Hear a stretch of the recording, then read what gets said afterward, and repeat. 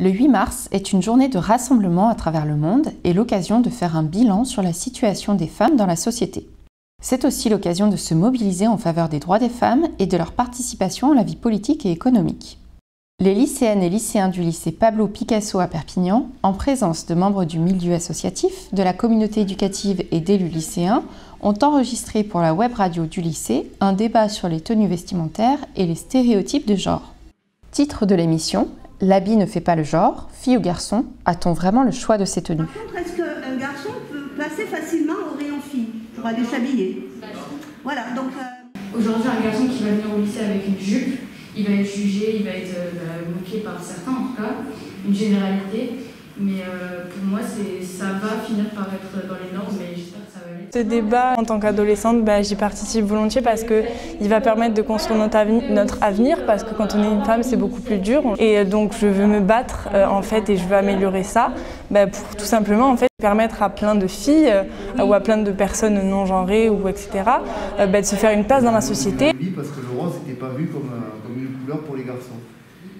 On voulait justement porter les débats sur la tenue vestimentaire.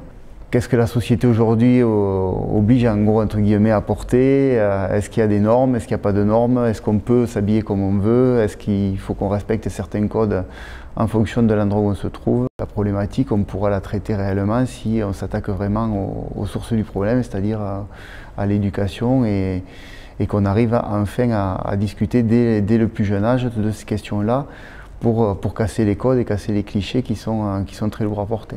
Nos émissions vont pouvoir être réécoutées en podcast. Elles sont disponibles pour les élèves, pour les familles, et ça nous permettra justement de lancer les débats, notamment dans des classes, en utilisant ce support. Les garçons sont peut-être un peu plus attentistes, à part certains effectivement qui sont intervenus dans le débat. Ils considèrent pour certains que ce n'est pas leur problème. C'est justement pour ça qu'on essaie de les faire venir et d'essayer de leur donner une place aussi à eux, qui voient que ce n'est pas qu'une affaire de femmes. Et ensuite, donc, avec le CVL, on va faire un micro-trottoir justement autour des représentations sur les vêtements féminins. On essaie de faire des actions sur cette semaine-là, mais c'est un travail qui est prolongé tout au long de l'année.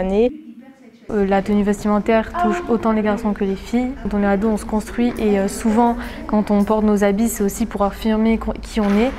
Et je trouve que ce débat, justement, il a mené à pouvoir éclaircir beaucoup de points. Et c'est important d'en parler avec plusieurs classes parce que tout le monde n'a pas les mêmes points de vue. C'est bien de trouver un équilibre pour que tout le monde puisse cohabiter. Il faut continuer à avancer, que ce soit dans la réflexion des personnes, des lycéens, que ce soit même parfois chez les enseignants. Je pense qu'il est important de continuer d'en parler parce que si on continue à faire des conférences sur le droit des femmes, c'est qu'il y a encore du travail à faire.